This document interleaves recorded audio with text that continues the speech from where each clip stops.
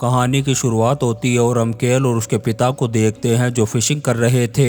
दोनों बाप बेटों के बीच में बॉन्डिंग बहुत ही अच्छी है। ये दोनों अक्सर फिशिंग करने के लिए इस नदी में आते रहते हैं, लेकिन इस बार जब ये घर जा रहे थे तो रास्ते में कॉल पर केल की मॉम को फिशिंग ट्रिप के बारे में बता रहे होते हैं। तभी अचानक केल का ध्यान ड्राइविंग से हट जाता है और उनकी कार सड़क पर खड़ी एक कार से टकरा कर के पलट जाती है और तभी एक दूसरी गाड़ी आकर के इनकी पलटी हुई कार से टकरा जाती है। केल किसी तरह से गाड़ी से बाहर निकलता है और अपने पिता के पास जाता है, लेकिन अफसोस तब तक उनकी मौत हो चुकी थी। यहाँ से कहानी एक साल आगे बढ़ती है और हम केल को देखते हैं जो अपनी स्पेनिश क्लास में बैठा हुआ सो रहा था। उसका पढ़ाई में बिल्कुल भी ध्यान नहीं था। जब टीचर उसे सोता हुआ देखते हैं तो कहते हैं कि तुम्हारे पिता भी तुम्हें इस तरह देख कर के बहुत दुखी होते होंगे। ये सुनकर के केल को गुस्सा आ जाता है और वो अपने ही टीचर के चेहरे पर एक जबरदस्त मुक्का मार देता है, लेकिन अभी केल के बालिग होने में 3 महीने का वक्त बचा हुआ था, इसलिए जज उस पर रहम दिखाते हुए 3 महीने के लिए हाउस अरेस्ट की सजा सुनाते हैं, जिसमें उसके पैर में एंकल मॉनिटर और प्रोक्सीमिटी सेंसर लगाया जाता है। डिटेक्टिव पार्कर उसे मॉनिटर के नियम बताती है और कहती है कि वो सिर्फ 100 मीटर की दूरी तक ही जा सकता है और अगर गलती से भी उसने लिमिट पार की तो प्रोक्सीमिटी सेंसर एक्टिवेट हो जाएगा। तब उसे 10 सेकंड के अंदर अंदर सेफ जोन में वापस आना होगा। साथ ही उसकी माँ जूली को हर दिन के $12 हाउस अरेस्ट की फीस देनी होगी और जिस ऑफिसर को केल की निगरानी की जिम्मेदारी सौंपी जाती है वो उसके टीचर का ही कजिन होता है। अब केल वीडियो गेम्स खेलने और टीवी देखने में अपना वक्त बिताता है, लेकिन जब उसकी माँ देखती है कि उसने पूरा घर गंदा कर रखा है तब वो उसका एक्सबॉक्स का लाइव सब्सक्रिप्शन कैंसिल कर देती है और कम से कम घर की सफाई तो कर लिया करो। ये कहते हुए वो गुस्से में उसके टीवी का वायर भी काट देती है। अब केल को ना चाहते हुए भी घर के सारे काम करने पड़ रहे थे।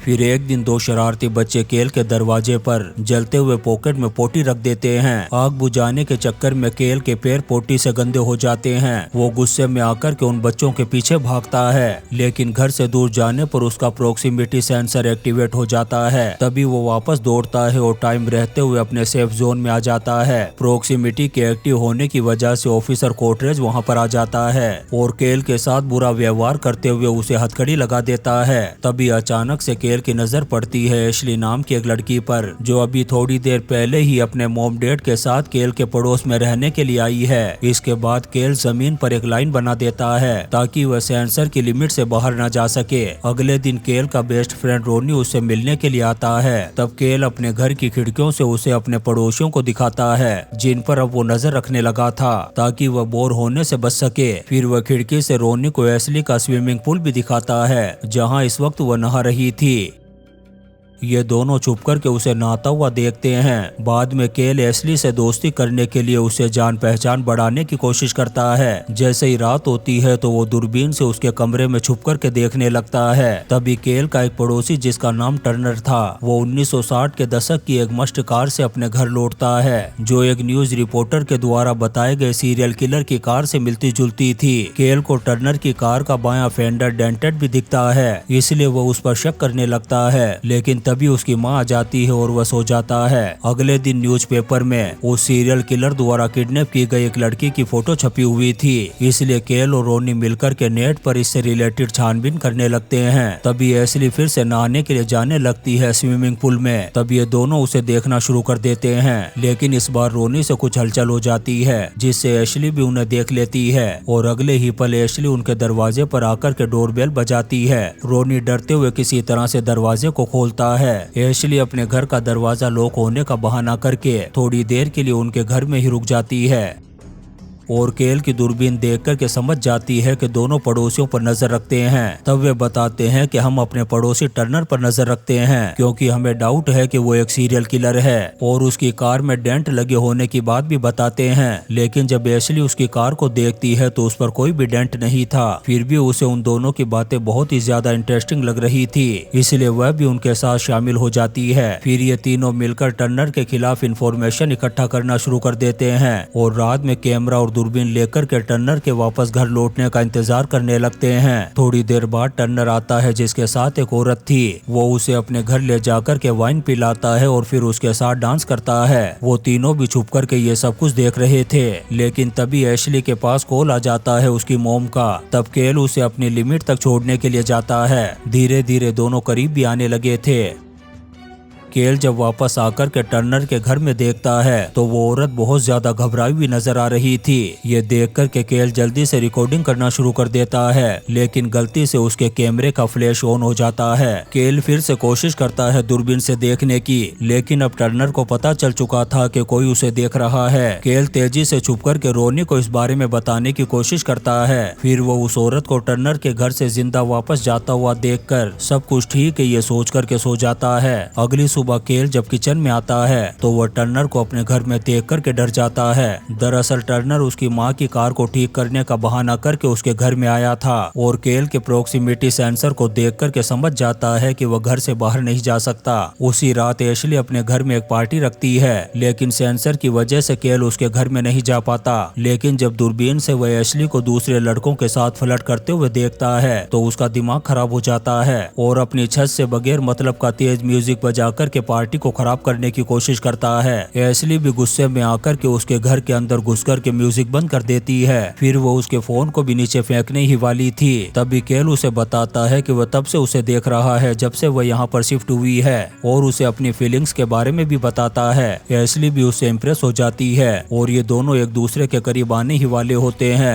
तभी उनकी नजर पड़ती है टर्नर पर, जो एक भारी पॉलिथीन बैग को खींच करके अपने गैराज में ले जा रहा था। एशली को उसमें खून के धब्बे भी नजर आते हैं। अब ये दोनों इस रहस्य की गहराई में जाने का फैसला करते हैं। अगले दिन केल एशली को सुपरमार्केट भेज देता है टर्नर पर नजर रखने के लिए। इसी बीच केल के कहने पर टोनी भी टर्नर के घर के बाहर खड़ी कार के अंदर घुसकर उसके गैराज रिमोट का कोड चुराने की कोशिश करता है। टोनी को कोड मिल जाता है, मगर दूसरी ओर टर्नर एशली को अपना पीछा करते हुए देख लेता है और पार्किंग में उसकी कार का दरवाजा खोलकर के अंदर आ जाता है। फिर एशली को शांति से समझाता है कि अगर उसने उसका पीछा करने की कोशिश की तो नासा के रॉकेट में बैठा कर के ऊपर पहुंचा दूंगा। एशली बुरी तरह से डर जाती है और वह टर्नर की जासूसी करना बंद कर देती है। उधर टोनी को एहसास होता है कि उसका फोन तो टर्नर की कार में ही रह गया है। केल उसे एक कैमरा देकर वापस भेजता है टर्नर के घर पर, ताकि वो अपना फोन ला सके और खुद भी दूरबीन से अपने घर से उस पर नजर रखता है। टोनी गैराज का दरवाजा खोल करके उसके अंदर घुस जाता है, लेकिन जैसे ही अंदर आता है दरवाजा बंद हो जाता है। टोनी डर के मारे घर के अंदर ही छुप जाता है। केल भी तेजी से भागता है उसे बचाने के लिए, लेकिन उसका एंकर मॉनिटर एक्टिव हो जाता है और वहाँ पर पुलिस आ जाती है। केल पुलिस से कहता है कि उसका दोस्त टोनी खतरे में है, लेकिन जब पुलिस गैराज खोल करके देखती है तो वहाँ पर टोनी नहीं होता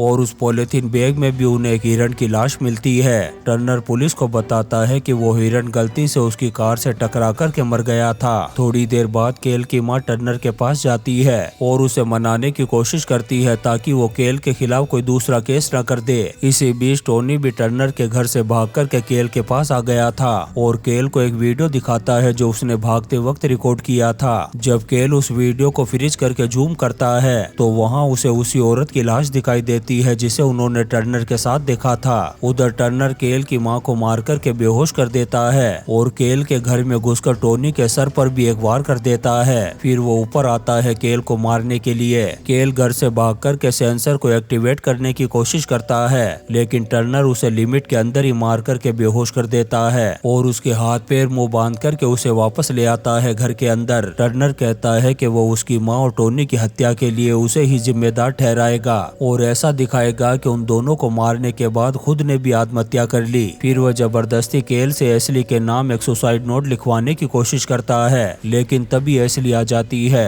और टर्नर को वहाँ पर देख करके हमला कर देती है उस पर। केल भी मौका देख करके टर्नर को सीढ़ियों से नीचे गिरा देता है। एशली जल्दी से केल के हाथ और मुंह खोलती है और टर्नर के अंदर आने से पहले दोनों खिड़की से कूद करके एशली के पुल में छलांग लगा देते हैं, जिससे केल का एंकर मॉनिटर एक्टिव होकर के दोबारा से पुलिस को अलर्ट कर देता है। केल एशली से कहता है कि तुम पुलिस के पास जाओ और खुद टर्नर के घर पर जाता है अपनी माँ को ढूंढने के लिए। अंदर छानबीन करते वक्त केल को एक लाल बालों वाली विग मिलती है, जिसे देख करके वह समझ जाता है कि उस दिन वो औरत घर से बाहर गई ही नहीं थी, बल्कि टर्नर उसके कपड़े पहनकर विग लगाकर के बाहर निकला था ताकि किसी को शक न हो। तभी ऑफिसर गोटरेज भी टर्नर के घर पर आ जाता है केल को ढूंढते हुए, लेकिन टर्नर उस पर हमला करके उसकी गर्दन तोड़ देता है। उधर केल भी अपनी माँ को ढूंढते हुए फर्श के नीचे बने गड्ढे में गिर गया था जहाँ बहुत सारी सड़ी हुई लाशें पड़ी थी। वो डर करके बाहर निकल जाता है। थोड़ा आगे जाने पर उसे उसकी माँ नजर आती है जो रस्सियों से बंधी हुई थी।